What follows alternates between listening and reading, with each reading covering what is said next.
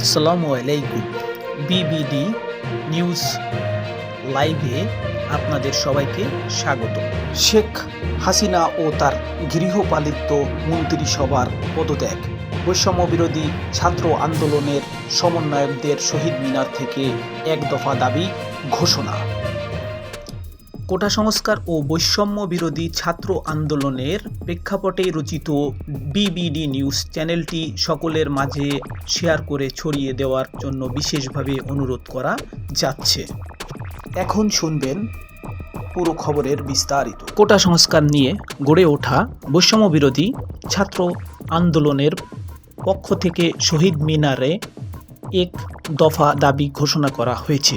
আন্দোলনের সমন্বয়ক নাহিদ ইসলাম শনিবার এই দাবি ঘোষণা করেন এবং প্রধানমন্ত্রী শেখ হাসিনা ও তার মন্ত্রিসভার সব সদস্যদের পদত্যাগ দাবি করেন। রবিবার থেকে সারা দেশে সর্বাত্মক অসহযোগ আন্দোলন শুরু করা হবে বলে ঘোষণা দেন তিনি। নাহিদ ইসলাম বলেন, কোটা সংস্কার ও মেধাভিত্তিক সমাজ গঠনের দাবিতে আমরা শান্তিপূর্ণ আন্দোলন করেছিলাম। ছাত্রলীগ আমাদের বোনদের নির্মমভাবে পিটিয়েছে এবং আইন শৃঙ্খলা রক্ষাকারী বাহিনী আমাদের ওপর অত্যাচার করেছে। আমরা শাটডাউন কর্মসূচি দিয়েছিলাম, যেখানে অভিভাবক, শিক্ষক, শ্রমিক সহ সব স্তরের নাগরিকরা আমাদের নিরাপত্তা দিতে অংশ নিয়েছিলেন। তারা সরকার ইন্টারনেট বন্ধ করে দিয়ে ডিজিটাল ক্র্যাকডাউন শুরু করেছিল। পুলিশ ও সেনাবাহিনী নামিয়ে কারফিউ জারি করা হয়েছিল।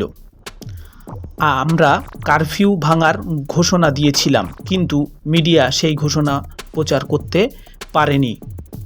নাহিদ ইসলাম আরও বলেন, আমাদের সমন্বয়কদের তুলে নিয়ে নির্মমভাবে নির্যাতন করা হয়েছে। আমাদের আন্দোলন প্রত্যাহার করতে বাধ্য করা হয়েছে, কিন্তু সাধারণ শিক্ষার্থীরা আমাদের বক্তব্য বিশ্বাস না করে রাজপথে ছিল। আমাদের প্রধানমন্ত্রীর দপ্তরে নিয়ে যাওয়ার পরিকল্পনা করা হয়েছিল, কিন্তু শিক্ষার্থীদের আন্দোলনের কারণে তা সম্ভব হয়নি। আমরা স্পষ্টভাবে বলতে চাই, এই সরকার মানুষ খুন করছে এবং লাশ গুম করছে, আর এই সরকারের কাছে খুনের বিচার প্রত্যাশা করি না। শিক্ষার্থীদের আন্দোলনে বাংলাদেশের জনগণ নেমে এসেছিল। আমরা এই জনগণকে মুক্ত করতে এখন রাস্তায় নামছি। আমরা জীবনের নিরাপত্তা, সমাজের ন্যায় বিচার প্রতিষ্ঠা করার জন্য সরকারের পদত্যাগ দাবি করছি। এই সরকারের লুটপাট, গণহত্যা সহ সব অপরাধের বিচার নিশ্চিত করতে হবে। সব রাজবন্দীদের মুক্তি দিতে হবে।